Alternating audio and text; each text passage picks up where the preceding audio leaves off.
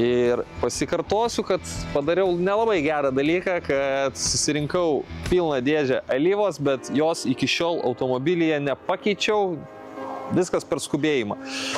Ir kadangi mano purkštukai buvo kiauri, netgi dizelio yra patekę į variklio alyvą. Ir šiaip nežinia, kas ten variklėje prieš tai vyko, tai panaudojau Hado priemonę Total Flush. Ji dirba labai paprastai, tiesiog supilu šią priemonę į variklio alyvą ir prasukau kokį 100, gal net virš 100 km gatvėje. Šitas priedas sutrauks visus nešvarumus automobilyje ir su senu tepalu išpilsim viską lauk iš variklio.